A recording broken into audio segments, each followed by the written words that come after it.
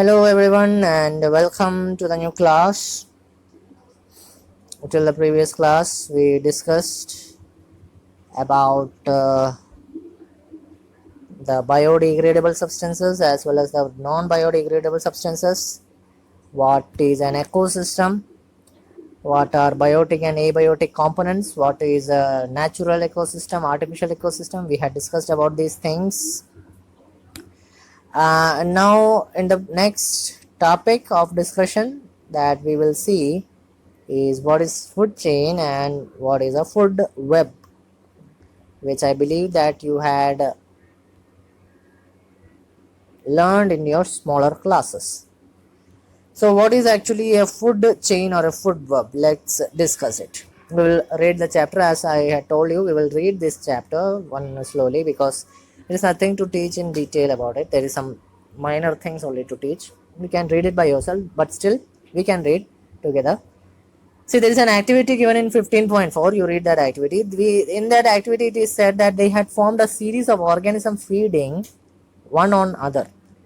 They had took a series of organisms which feeds one over the other.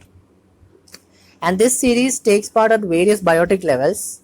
And this series of biotic level takes place, and that level is known as the food chain. This is an example of a food chain. You can see it very clearly. Plants, they prepare their own food. They are eaten by animals which are known as herbivores, right?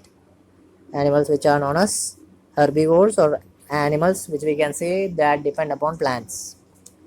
And these herbivores are dependable upon some next level organisms which are known as what we say as carnivores, flesh eating organisms. They are known as carnivores. This is one food chain. You can see another food chain here.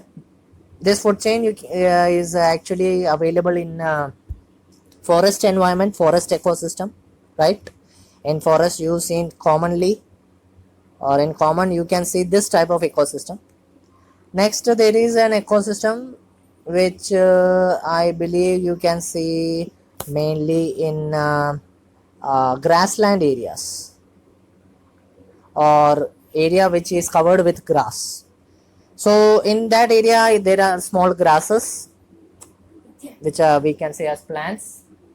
That plants are dependable upon by, or mainly feeded by grasshoppers, smaller insects. These smaller insects are feeded by some larger animals like frog. Some smaller animals, sorry, and these smaller animals are feeded by some somewhat larger animals which are snakes, and then they are again feeded by some bigger animals like which is known as vulture, eagle, etc. So this is the grass ecosystem. Then we have this pond ecosystem which is found in pond. Pond also there will be we can say as smaller plants. And in pond, if you avoid the condition of scorpion, actually very less pond will have this scorpion. There are some organisms present in the plant. Suppose they are dependable upon by small fish. Suppose smaller fish are depending upon this uh, what we say as plants, and then they are eaten upon by bigger fishes, and then this somewhat bigger fishes are eaten by birds which are staying in the pond. So this is the food chain, means this is a level. Each one has a level present in this, but you can see one thing in common in all the level. The first level or the first thing that is present there is the plant. That is the very first level. So we will discuss it about how this thing happens. Each level or each step of food chain forms a trophic level. It is known as a trophic level. Autotrophs are the first trophic level, or we can say producers. They fix the solar energy and make it available for the heterotrophs or the consumers. So we have these producers, and these producers are dependable upon what we say as consumers. So what they do, they produce food. They produce food in such a way that the organisms which depend upon them can easily absorb the, or easily get the food proper way. right? So that's what happened in this case. Consumers, there are consumers present, sorry, there are producers present. These producers are being depended upon by the consumers. Now the herbivores, which are known as the primary consumers, are the second level. Then there will be smaller carnivores which are present at the secondary consumers, and there will be the third level which are known as, which is for the large carnivores or the tertiary consumers, which is known as the fourth level. So we can say in short, food chain will have four level scenario. First level will be for producers, will be for plants. Second level will be for consumers, which consumers are depending upon them. Which are the consumers that depend upon them? They are actually herbivores, which depend upon them very firstly. So we can say it as primary consumer. This primary consumer are dependable upon some smaller carnivores, which are known as, which is actually the next level of consumers, which are small carnivores. And then we have somewhat higher level over which the smaller carnivores are being consumed, which are done by larger carnivores, or we say as tertiary consumers, larger carnivores. So we have this primary consumers, which are known as herbivores. We have these smaller carnivores, which are known as secondary consumers, secondary consumers. And we have this larger carnivores, which are known as tertiary consumers. So we can say 1, 2, 3, 4 level trophic level or 4 level food chain is found in a basic ecosystem. But sometimes there will be a 3 level or 2 level also. You can see here, this is the producer, this is the consumer, and this is also the consumer. But this one is a consumer which is depending upon this organism. So we will say that this is primary consumer, and this is the secondary consumer over here. But in case of this scenario, we have producer, we have primary consumer, we have secondary consumer, and we have tertiary consumers, which consume one level, which is consumed by the other, right? Then we have another level, producer, primary consumer, secondary consumer, and tertiary consumer. So these are the levels where different organisms are present, right? Now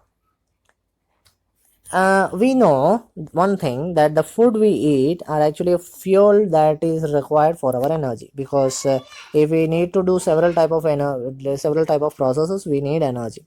So this flow of energy, where do we get from?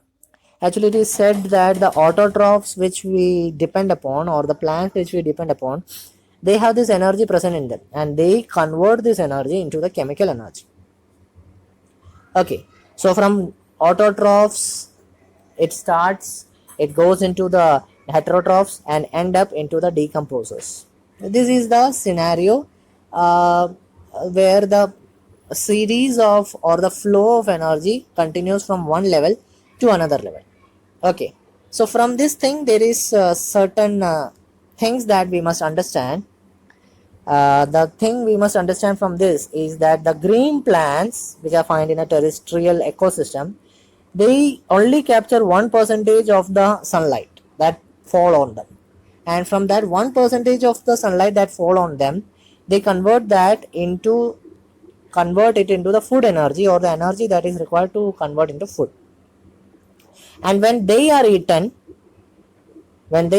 completely eaten by consumers, this energy will be lost into the environment, right? If a plant is being eaten by, suppose for example, a cow, then by eating that, in the sort of that eating process itself, some work has been done, some digestion has been done, so some other reproduction process, all these process occurs. So what happens, an average of only 10% of food is being eaten is turned into its body, and will be available for the next level of consumers, right?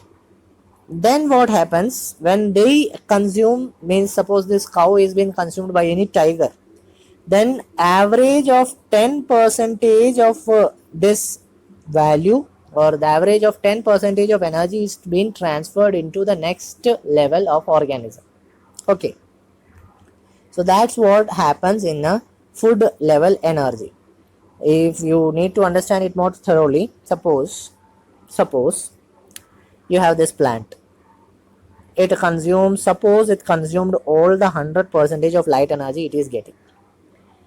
What we told, there is a 1 percentage scenario or 10 percentage scenario that the energy will be transferred into the next organism, means only 10 percentage of its energy will be used by it, right?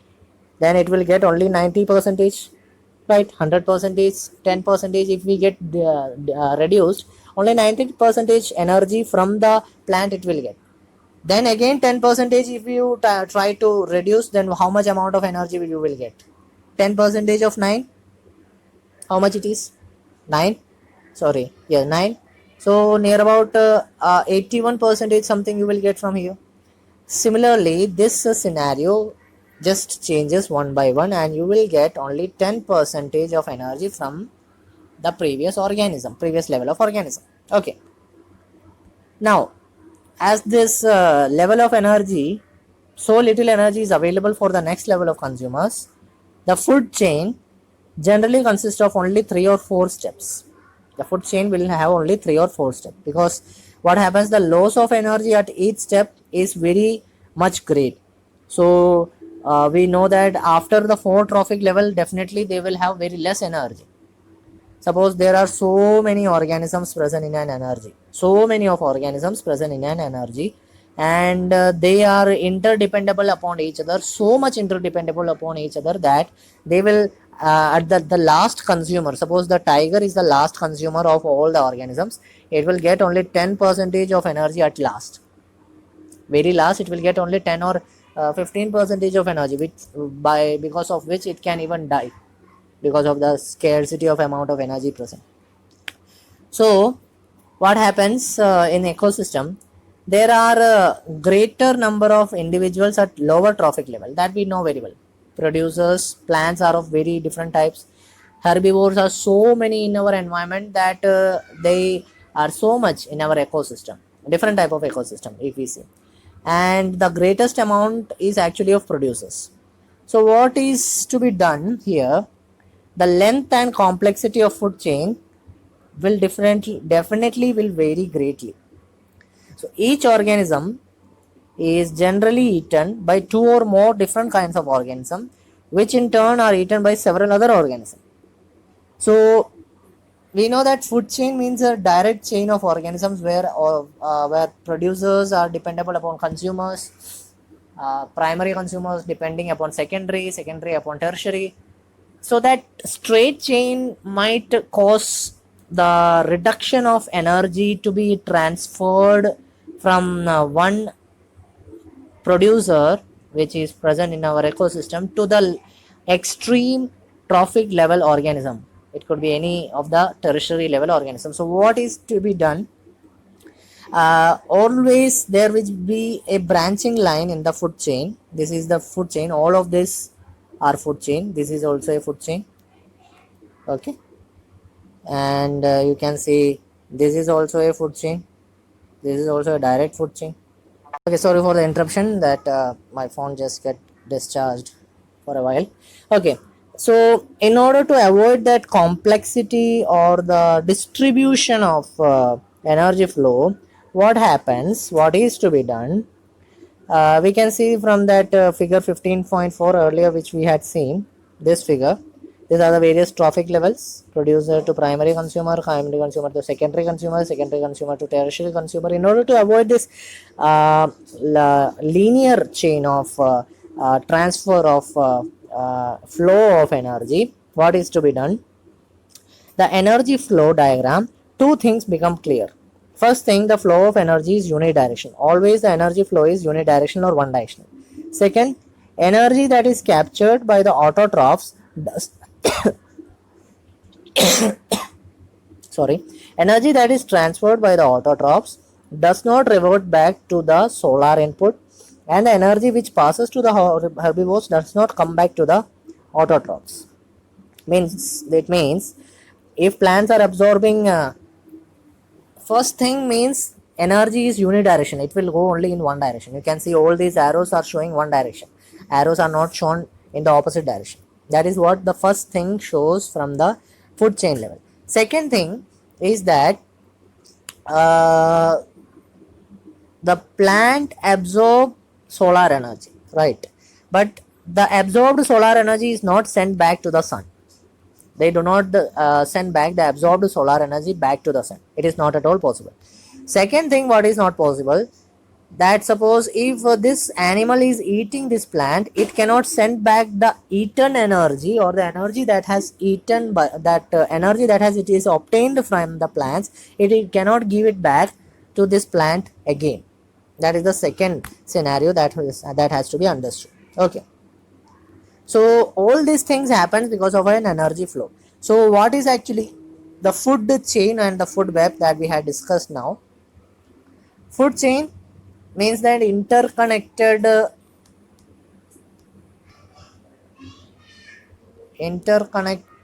series of animals in an ecosystem. They are interconnected series of animals in an ecosystem. That is actually food chain. But what is a food web? Food web is nothing but, which we can say as,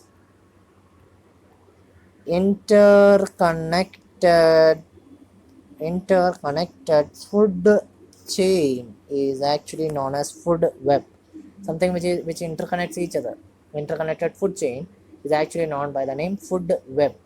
Okay, now speaking of which, another thing that we must know about the food chain is that food chain is how unknowingly some harmful chemicals enter into our body through the food chain. Sometimes that too also happens, that while we eat, some chemicals or some diseases are being transferred into our body from this different sort of food that we consume. Okay, and also in order to that is actually happening because of the major use of pesticide and other chemicals in our body, which enter into our body, and it actually is spread by the farmers to avoid the problem of pest or insects. Similarly, these chemicals, when they are washed out, they fall into the water body. They are absorbed by plants present in the water. The minerals, they do not get in proper amount. Water bodies, plants, aquatic plants and animals consume these pesticides. That could be one reason they enter the food chain.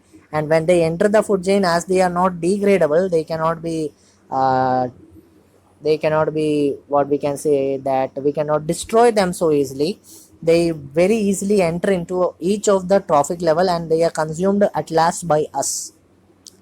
So what happens, as the human beings occupy the top level in any food chain, we are the topmost level in any food chain. Maximum concentration of the chemicals get accumulated in our body, because we had seen that plants are eaten by animals. So the plant content is present in the animal, and if that animal is suppose cow, then the cow is eaten by suppose for example any tiger. Then that cow, the content that is present in the cow is of actually of plant. Then that content also will be transferred into the tiger. Suppose if any animal, if any human being is eating tiger, suppose, then the content present in the cow, the content present in the plant will be eaten, will be there present in the tiger, and that content will be eaten by us. If suppose there are chemicals present in it, it will be in higher concentration. This phenomenon, where such a process occurs, or maximum concentration of thing present in a particular scenario, it is known as biological magnification. Biological magnification is the concentration of chemicals in at the highest, toppest chain, toppest level, trophic level, concentration or accumulation of what we say as chemicals at highest trophic levels. This is actually known by the name biological magnification. So what is biological magnification? Accumulation of chemicals at the highest trophic level is known as biological magnification.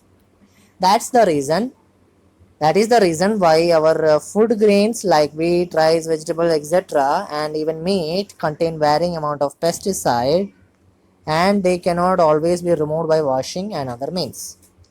So we have to reduce the biological magnification which is found in our ecosystem, so that we humans can get proper quantity of food when in good quality, also in good nutrition. So you have to write the notes on yourself about what is food chain, what is food chain, what is food web, and what we have discussed now, biological magnification. Okay, mainly these three things must come, and you must draw diagrams. No need to draw this diagram, no need to draw this one diagram. At least you have to draw the trophic level and this diagram. If you can't draw the diagram of tiger, vulture, etc., at least you can write the name, right? You can write like forest, food chain in forest. You can write there plants, deer, tiger. You can write it there. You can write it like this: plant, deer, tiger. Like this you can write, right? And if you can't draw this diagram, no need. Grass, grasshopper or insect, any name of insect. Then after that, frog, snake, then vulture, eagle, anything. And similar way here also. So you can write in a linear way. Instead of writing in such way, you can write in a linear way, which I showed you now. So that's about this topic. If you understood the concepts, it's very good. If you did not, ask in the comment box. Hope you enjoyed the day. Thank you. Have a nice day and stay safe.